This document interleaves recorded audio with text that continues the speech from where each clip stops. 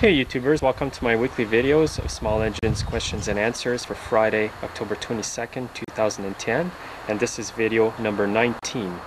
Everybody enjoyed the shop tour this week, and before I get started on my questions, I just want to show you a new shed that I got this week. It's a wood shed actually. A friend of mine came over last week and built it for me. Basically just to put kindling, small pieces of wood in there. 10 feet wide by 5 feet deep, but it's pretty high. As you can see, I'm standing in it and there's still a couple feet to go, so I can pile a lot of wood in here. Hopefully at least 4 cords of wood. That would be nice. My friend has a sawmill, so he cut all the posts at the end of the shed in his sawmill, so he gave me a good deal on that. Had to buy some 2x4s and 2x6s though, so I basically traded him some small engine favors for his contracting skills. And I got free shingles from my neighbor, so that looks nice. And the outside is just board and batten pine, and I stained it with some Olympic latex solid color stain. And if you're wondering what the color is for that, it's called sage. Now my first question for today is, somebody's got a scooter like this one here that I've made some videos of previously.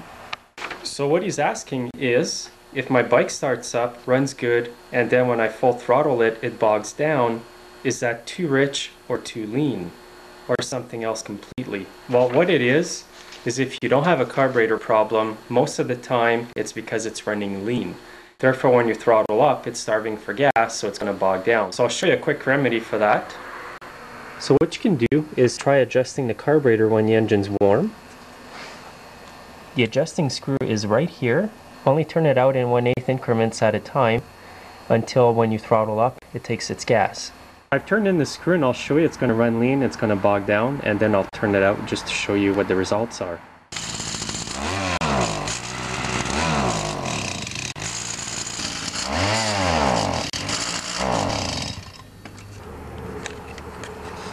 Now if I unscrewed the screw back where it was, at approximately 2 turns out, it's not going to bog down.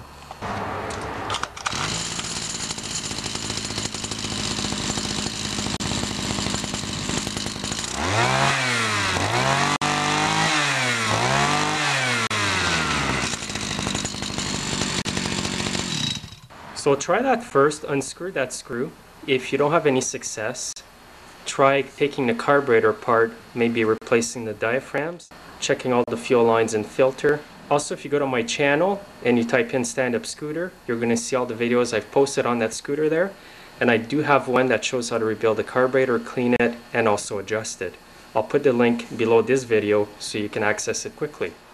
Another question I often get is, do I ship parts or chainsaws overseas? Well, the answer to that is yes, but I don't do it as a business. I do it to help people out. From what I understand is some parts can be really expensive in Europe and in the Scandinavian countries. And sometimes some of the American motors like Briggs and that, some people have said they had a hard time getting parts.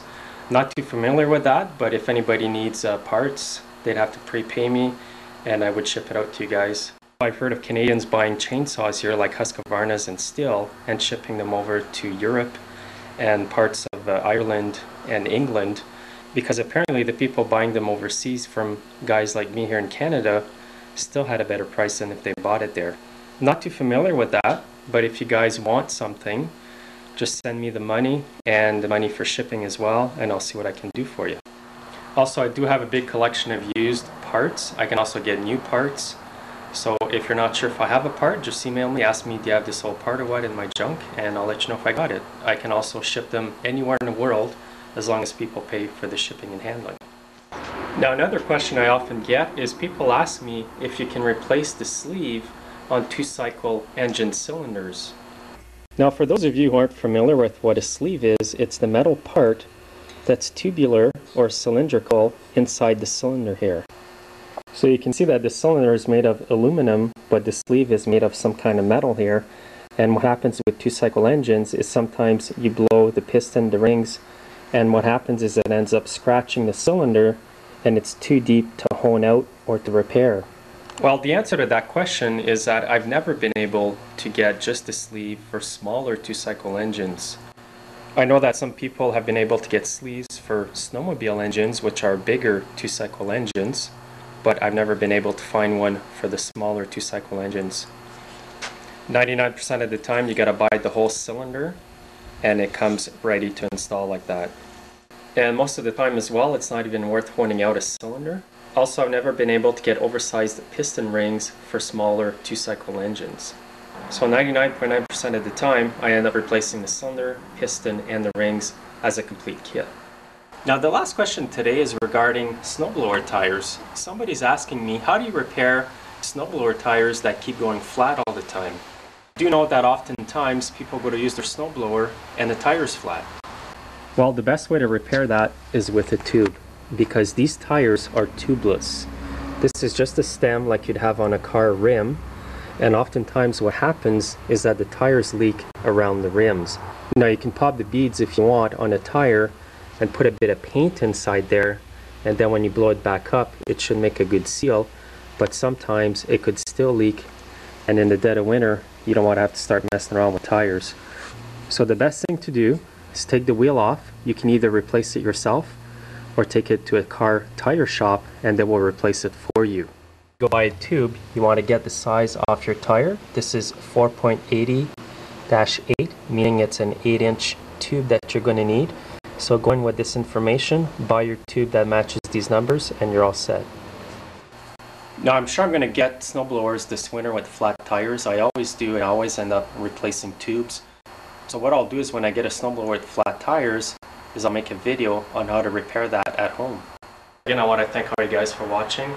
Thanks for all the support I keep getting with all the good comments and all that. Also, I want to thank everybody for their voluntary monetary contributions. It does help. Now that it's getting close to winter time, I should be posting more videos on snowblowers soon in the next month or two. So keep watching. So make sure to subscribe, and we'll see you next time. Take care now.